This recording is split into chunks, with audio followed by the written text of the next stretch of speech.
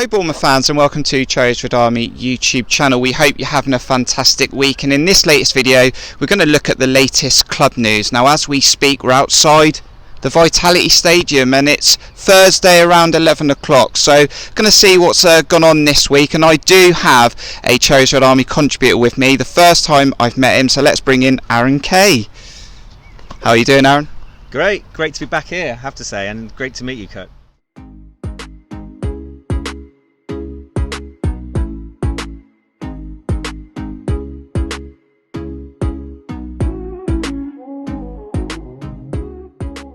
We'll start with the news that came out on Wednesday, and that was that the FA have charged Jefferson Lerma with a biting incident versus Sheffield Wednesday quite a long time ago, and the news was released by the club. You can actually check it out on the club website, but we were disappointed to hear this. I almost forgot about it, Aaron, to be honest with you. It's such a weird saga. I mean, obviously the game happened in November and it was hanging over us for some time, and obviously we were concerned that he would get a lengthy ban during the run-in, which could really have severely adversely affected us.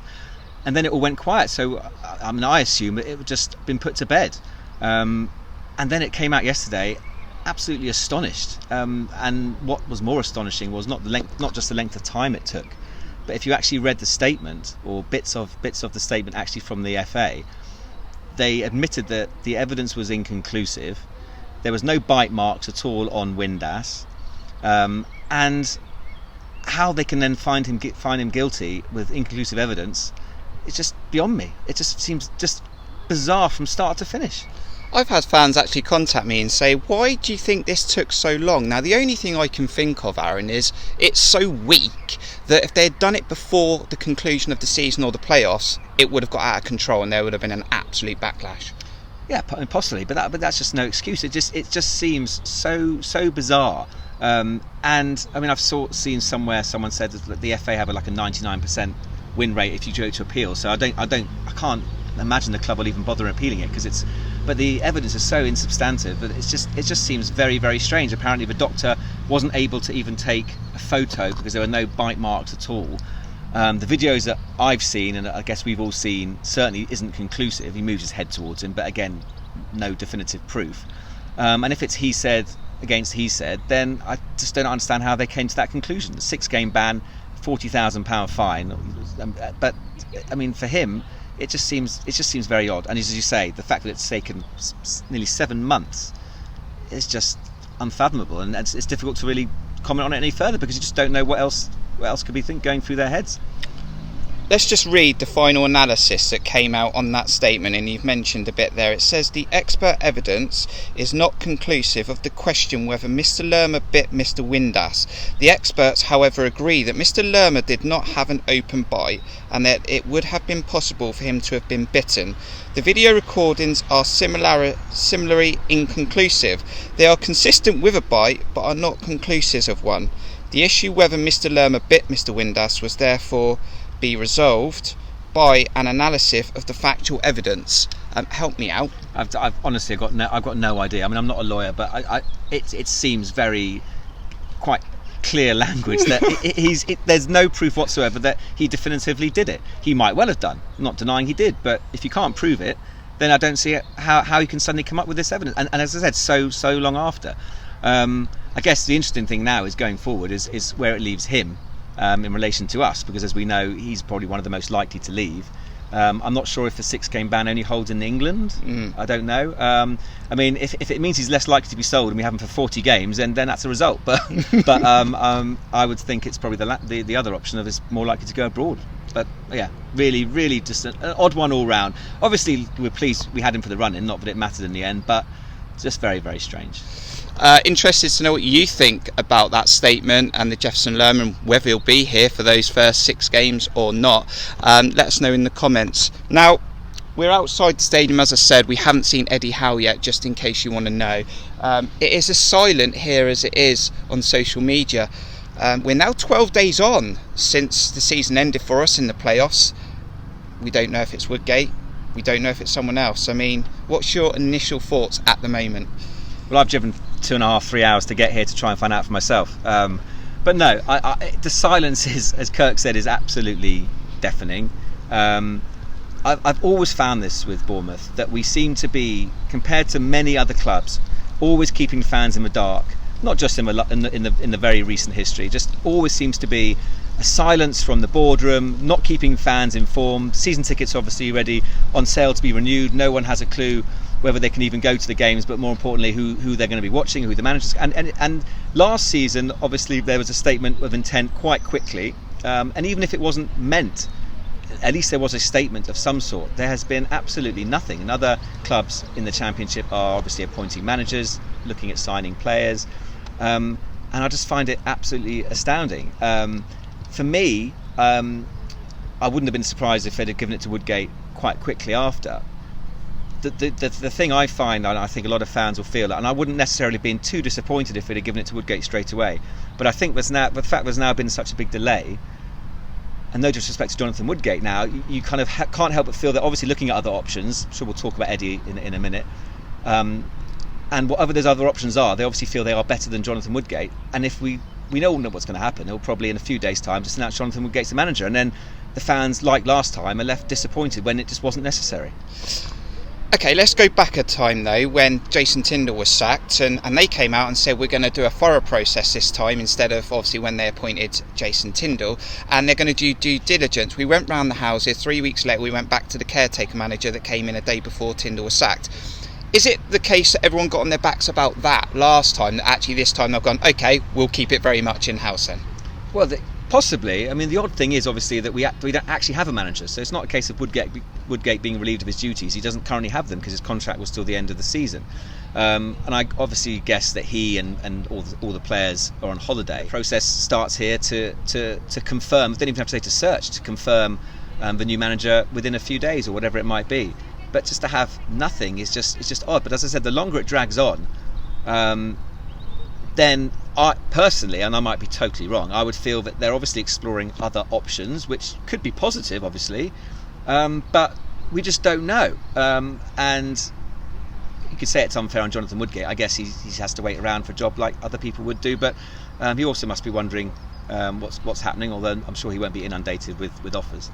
I agree. So it could be a case that they're trying to iron out some details. We know that potentially certain backroom staff were on their way to Celtic and that fell through, so maybe they're looking at where their situation is, and Woodgate might be looking in bringing more people. As time goes on, it does consider that we are looking at other avenues, and other avenues, it's a lovely thought, isn't it, Aaron? And that could be the return of Eddie Howe.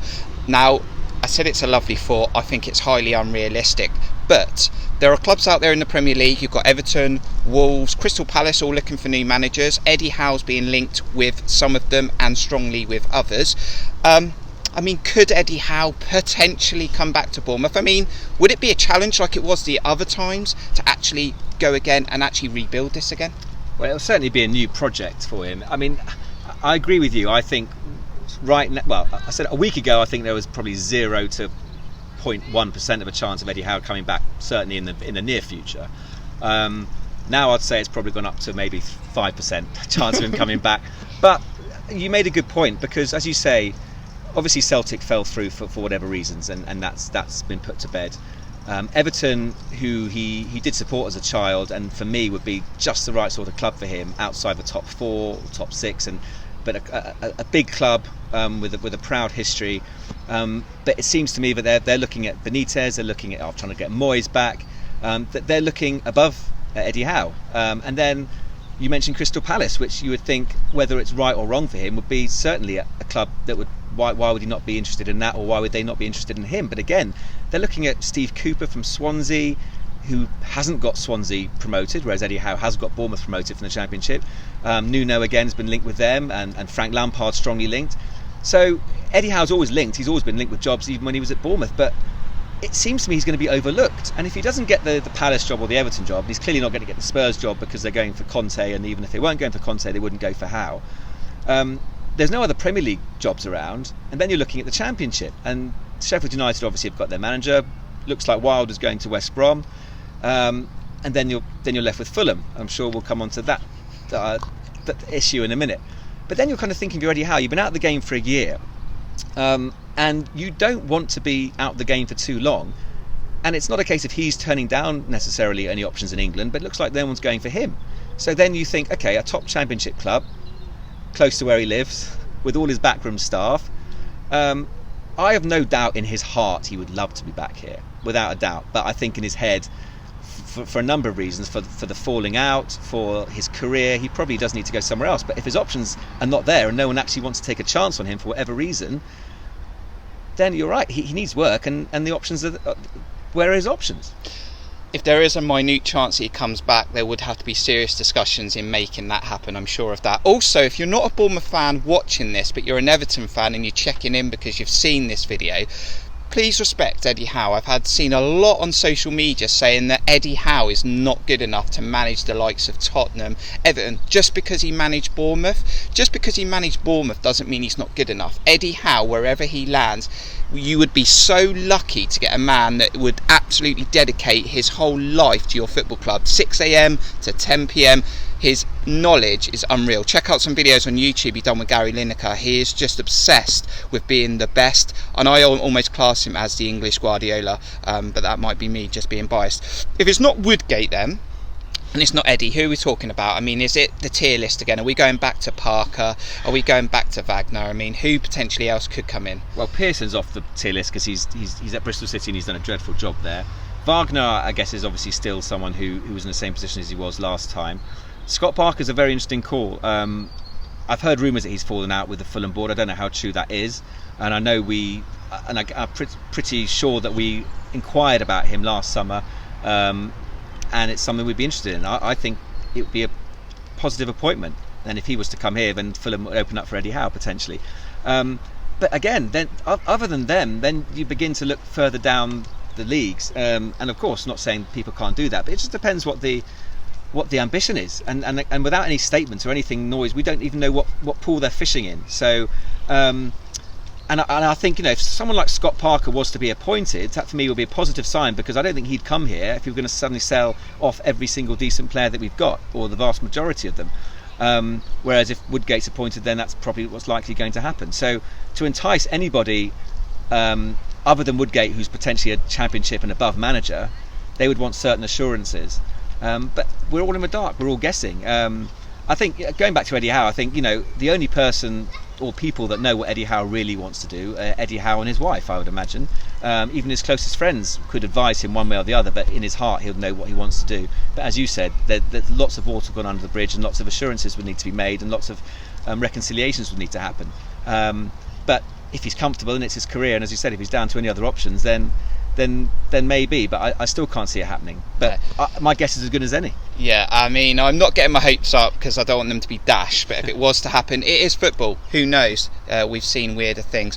You touched on the final thing then that really plays on my mind, and that is not being left behind. We sort of did delay last year in get going, and when you're talking about players potentially going out or bringing players in, now I put on our Twitter, that there's players out there on now running out of contracts at other clubs. You've got players like Alex Moat, you've got Adam Reach, you've got players like Robert Brady from the Championship, Dwight Gale. These are players that we know we're financially stretched. These are players you can get in on a free with just paying a wage. But it's okay, the club doing work behind the scenes and actually going, we want you to come and sign for the club. But if you bring in a new man and he goes, I don't fancy him, why would a player sign when they don't even know who they're going to be playing under? Yeah, as you say, you need the vision. You need to understand what you're coming to, what you're buying into. And a prime example, we're trying to get Cameron Carter-Vickers, who we all agree we're trying to sign. But why would he sign for us, even if he didn't have any other offers, if he doesn't know who the manager's going to be, or what the long-term ambition's going to be? So, as you say, players are going to be snapped up. Now we're in June, and contracts are running out, and we could be severely left behind. And the longer it takes, the longer that process is going to be, and we know that we're going to lose certain players, and that might be out of our control. So it is a real worry, and I keep saying, by the end of this week, we're almost at the end of this week, and still absolutely nothing. As you say, we're almost 2 weeks on now. And if it stretches into next week and still nothing, then serious questions need to be asked, but I'm not sure who's going to ask them. It does normally take 3 weeks, though, to be fair, Aaron. Finally then, you're here, like you said, it's been a long time. I know you're desperate to get back in the stadium. Everything crossed, like the fans at home watching this right now. What would it feel like back in August, come August, if you get to go in there, 10,000 seat stadium and away days? Yeah, well, right now, yeah, that's so. I just couldn't wait. Right now, I couldn't care who the manager is or who we got on the pitch, and that will probably disappear quite quickly. But I just want to be back in there. As I said, I haven't been in the ground for 15 months. Desperate to go back, and I'm really hoping that obviously things continue going in the right direction, and that there's no half-hearted nonsense, and that there's no 3,000 or 4,000 here or there, and we can just get everybody back in, home and away, because that's what we all want to do, and get back to what we love doing. Thanks for checking out this video then. Make sure you hit the like button. We want to know what you think. Let us know in the comments. No Mark McAdam, no Chris Temple, and definitely no Eddie Howe, not that we've seen. So make sure you subscribe to the channel again, as I say, and we'll have more videos like this coming to you throughout pre-season. But thank you, Aaron, for joining me. Thank you. It's great to meet you in person, and hopefully this will be something we do going forward. And from the Vitality Stadium, we'll see you in the next video. Up the Cherries.